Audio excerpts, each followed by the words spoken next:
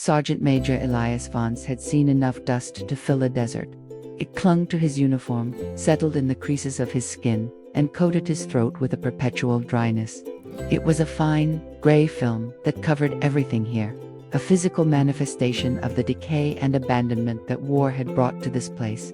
The city was a ghost of its former self, its skeleton of concrete and steel picked clean by conflict, its streets silent save for the ever-present wind and the crunch of their boots on shattered glass. Beside him, Zephyr, his German shepherd, moved with a quiet purpose, his ears flicking back and forth, his nose working the air with an almost imperceptible diligence. Zephyr was not just a dog, he was Ilias's partner, his shadow, and his most trusted ally, a highly trained explosive detection dog. Zephyr had saved more lives than Ilias could count, both military and civilian. Their patrol was a reconnaissance mission, a routine sweep through a sector that had been declared clear, but which was never truly clear. There were always remnants, always a hidden danger, always the silent echo of a life violently interrupted. The patrol moved slowly, a line of 5 men and 1 dog, their rifles held close, their senses on high alert. The sun beat down, a merciless hammer against the cracked pavement and the exposed rebar of collapsed buildings. The air was thick with the scent of ozone from a recent, distant explosion, a reminder that peace was a fragile and fleeting illusion. Elias glanced at Zephyr, who was padding along with his usual focus. The dog was a picture of controlled power, his muscles rippling beneath a sleek, black and tan coat. Elias reached down, his fingers brushing against the leather of Zephyr's harness. It was a small, reassuring gesture, a silent communication of their unbreakable bond. They understood each other with a wordless efficiency born of years in the field together. Suddenly, Zephyr stopped. He did not bark, he did not whine, he simply froze, a statue of muscle and instinct. His head cocked to one side, his ears rigid. Elias stopped too, holding up a hand to signal the rest of the patrol to halt. The silence that followed was absolute, a heavy blanket that pressed down on them. Elias knelt, placing his hand on Zephyr's back. He could feel the tension humming through the dog's body. Zephyr's nose was pointed towards a pile of rubble that was once a 3-story apartment building. The dog began to sniff the air with a deep, deliberate intensity. Elias followed his gaze, scanning the twisted metal and broken concrete. There was nothing to see, just more of the same desolate landscape. But Zephyr was not reacting to a scent of explosives. This was different. He was reacting to a living thing. "What is it, boy?" Elias whispered, his voice low and raspy. Zephyr shifted, his tail giving a single, short wag, a sign of curiosity rather than danger. He took a few steps forward, his movements careful and deliberate, and then began to paw gently at a small space between 2 large slabs of concrete.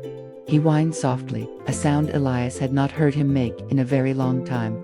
It was a sound of concern, of urgency. Elias moved forward, his rifle now slung across his back, his focus entirely on the dog and the rubble. He was a soldier, but he was also a rescuer. They were all rescuers in this unforgiving landscape. He pressed his ear to a piece of concrete, listening. For a moment, there was nothing. Just the ringing in his own ears, the distant echoes of war, and the incessant wind. And then he heard it. A faint, almost imperceptible sound, barely audible over the rush of his own heartbeat. It was a voice, a child's voice. He strained to listen more closely.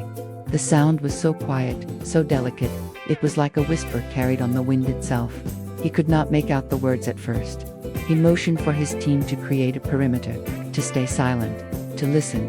They all heard it now, the impossible sound of a living thing in a dead place. And then, with a clarity that pierced the air, the words came. "I am sorry, Mom. I am so sorry." The words were not a plea for help.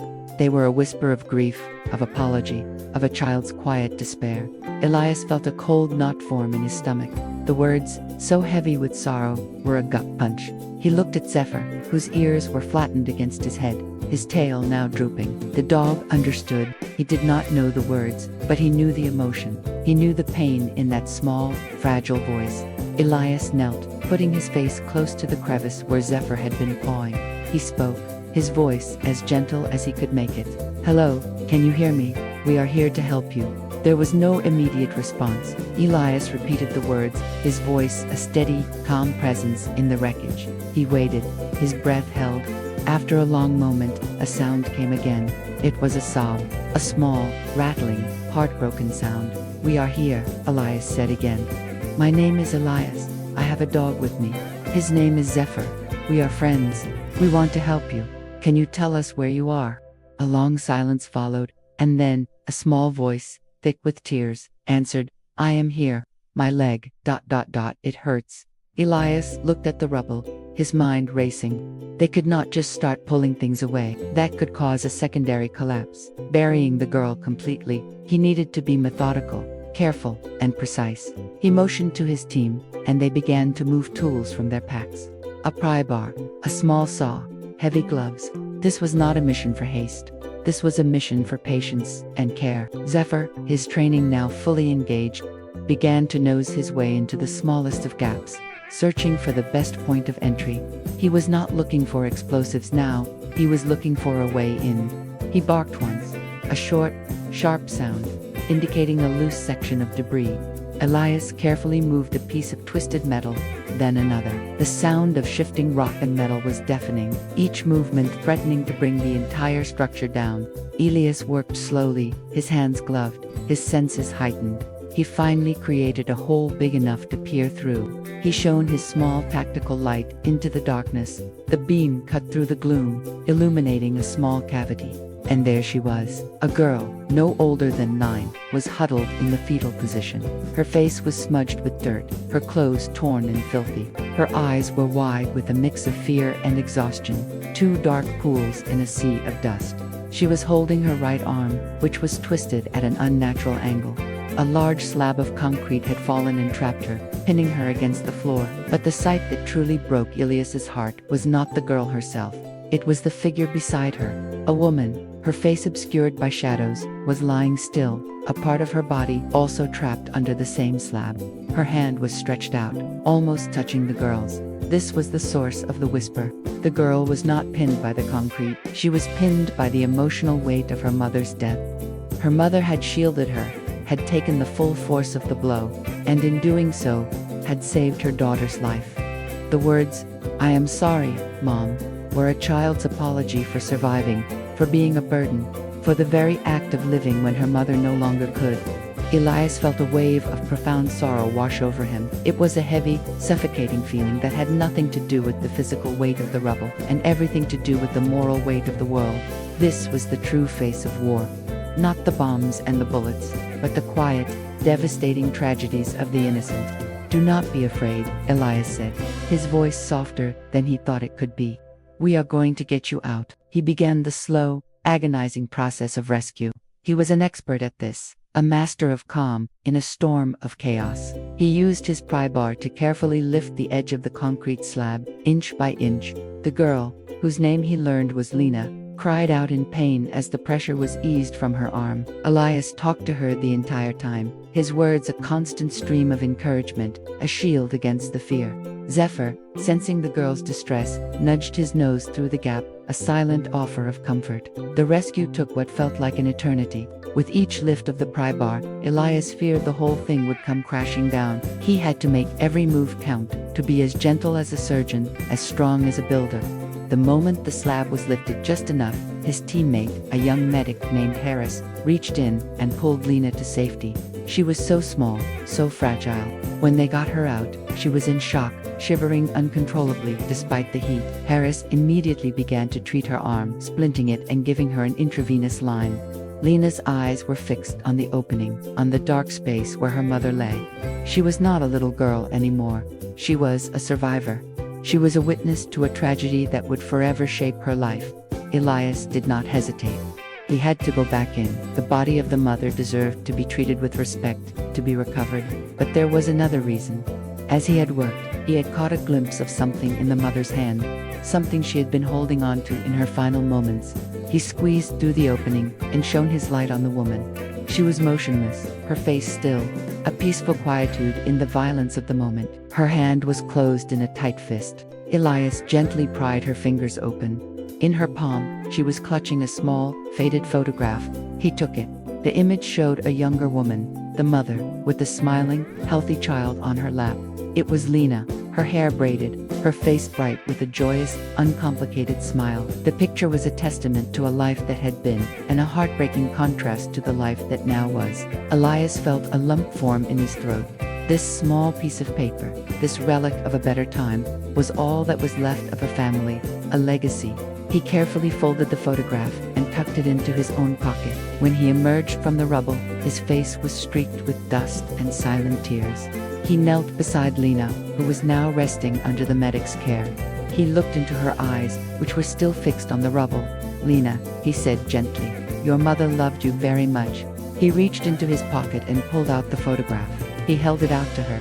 "She was holding on to this. It is of you both." Lena took the photograph with her good hand, her eyes welling up with new tears. She clutched it to her chest, a small, choked sob escaping her lips.